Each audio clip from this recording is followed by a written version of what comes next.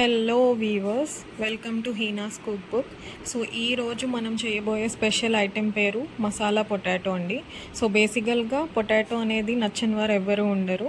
So potato మనం చాలా రకాలుగా ఫ్రై, కర్రీ అనేవి చేసుకుంటాము. సో ఇలా మసాలా పొటాటో అనేది చాలా బాగుంటుంది, మీకు కూడా నచ్చుతుంది.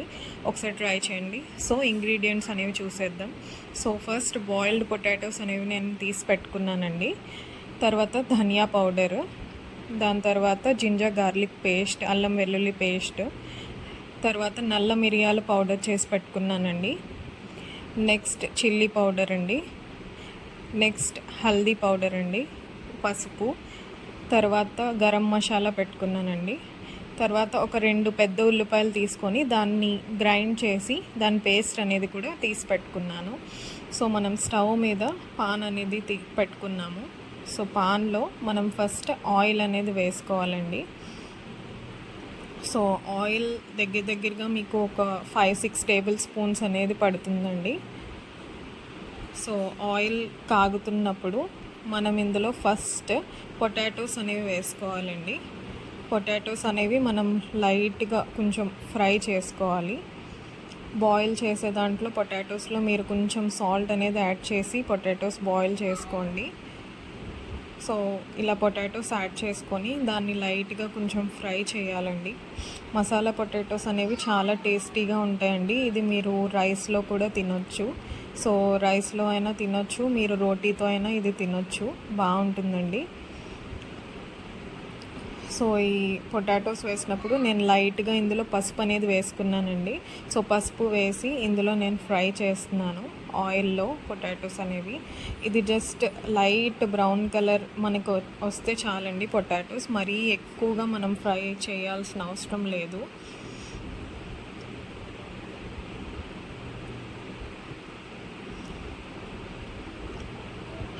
ఇది పిల్లలకు కూడా చాలా బాగా నచ్చుతుందండి. సో ఒకసారి మీరు కూడా ట్రై చేయండి. అలాగే నా ఛానల్ లైక్ చేయండి, సబ్స్క్రైబ్ చేయండి అండ్ షేర్ చేయండి. సో ఇలా కదుపుకుంటూ మనం పొటాటోస్ అనేవి లైట్గా బ్రౌన్ అయ్యే వరకు ఫ్రై చేసుకోవాలండి.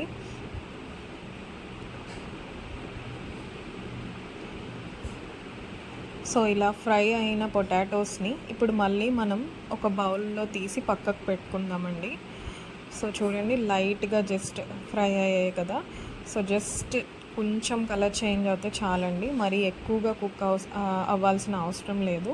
సో ఇలా మనం మళ్ళీ ఒక బౌల్లో తీసి సైడ్కి పెట్టుకోవాలి.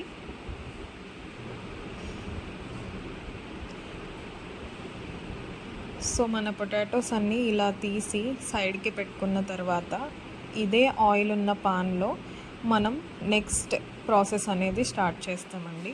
సో ఇప్పుడు ఇదే పాన్లో, ఇదే ఆయిల్లో మనం ఆనియన్ పేస్ట్ ఏదైతే మనం తయారు చేసి పెట్టుకున్నామో ఆ ఆనియన్ పేస్ట్ అనేది మనం వేసామండి. సో ఆనియన్ పేస్ట్ ఆయిల్లో వేసాక ఇందులో మనం మసాలా ఇంగ్రీడియంట్స్ అనేవి యాడ్ చేసుకుంటాము. సో ఇలా ఆనియన్ కుక్ అవుతున్నప్పుడు ఇందులో మనం ఫస్ట్ చిల్లీ పౌడర్ అనేది యాడ్ చేస్తున్నామండి. సో చిల్లీ పౌడర్ మీకు టేస్ట్కి తగ్గట్టు మీరు యాడ్ చేసుకోండి, మీరు ఎంత స్పైసీ తింటారో అంతలా. బట్ ఇది మరీ తక్కువ స్పైసీనెస్ ఉంటే బాగోదండి. సో దానికి తగ్గట్టు మీరు యాడ్ చేసుకోండి. అలాగే ఇప్పుడు పెప్పర్ పౌడర్ నేను వేసానండి, నల్ల మిరియాల పౌడరు. ఇప్పుడు ధనియాల పౌడర్ వేస్తున్నాను. ధనియా పౌడర్ వేసాక ఇప్పుడు మనం నెక్స్ట్ గరం మసాలా పౌడర్ వేసామండి. సో నేను ఇక్కడ పసుపు యాడ్ చేయట్లేదండి, ఆల్రెడీ పసుపు ముందు యాడ్ చేశాను కదా. సో పసుపు అందుకని ఇప్పుడు యాడ్ చేయలేదు. తర్వాత మనం అల్లం వెల్లుల్లి పేస్ట్ అనేది వేసుకున్నాము. అల్లం వెల్లుల్లి పేస్ట్ అనేది కూడా మరీ ఎక్కువగా అవసరం లేదండి, జస్ట్ 1 టీ స్పూన్ వేసుకుంటే చాలు. సో తర్వాత మనం ఇక్కడ సాల్ట్ అనేది యాడ్ చేసుకుంటున్నామండి. కొంచెం సాల్ట్ అనేది యాడ్ చేసుకుంటే చాలు. సో నేను ఇక్కడ రాక్ సాల్ట్ యాడ్ చేశాను. నార్మల్గా మసాలాలో రాక్ సాల్ట్ అనేది త్వరగా కరగదు, బట్ ఇందులో మనం లైట్గా కొంచెం వాటర్ యాడ్ చేస్తాము, సో కరిగిపోతుంది. ఒకవేళ రాక్ సాల్ట్ లేదు అనుకుంటే మీరు నార్మల్ సాల్ట్ కూడా యాడ్ చేయగలరండి, ప్రాబ్లం ఏమీ లేదు. సో ఇందులో మనం లైట్గా జస్ట్ కొంచెం వాటర్ అనేది యాడ్ చేసుకొని మనం యాడ్ చేసిన ఉల్లిపాయ పేస్ట్లో ఉన్న పచ్చిదనం అనేది పోతే చాలండి. ఉల్లిపాయ పేస్ట్ అండ్ మన అల్లం వెల్లుల్లి పేస్ట్ వేసాం కదండి, దాని పచ్చిదనం పోయే వరకు జస్ట్ కొంచెం కుక్ చేసుకోవాలి. సో కుక్ చేసుకున్న తర్వాత ఇలా మనం మూత పెట్టి కుక్ చేసుకున్న తర్వాత తీసి తర్వాత మనం ఏవైతే ఫ్రై చేసి పెట్టుకున్న పొటాటోస్ ఉన్నాయో అవి ఇందులో యాడ్ చేసుకోవాలండి ఈ మసాలాలో. సో ఇలా పొటాటోస్ అనేవి అందులో జస్ట్ ఒక 2-3 మినిట్స్ అనేది కుక్ చేసుకోవాలి, ఆ మసాలా అంతా మన పొటాటోస్కి పట్టేటట్టు. సో అలా కుక్ చేశాక మనం 2 గ్రీన్ చిల్లీస్ అనేవి తీసుకోవాలండి. పచ్చిమిరపకాయలు మధ్యలో నుంచి చీరేసాను. సో ఆ చీరుకులు అనేవి పచ్చిమిర్చి చీరుకులు అనేవి వేసుకోవాలి. అందులో మనం కొంచెం కొత్తిమీర అనేది వేసామండి.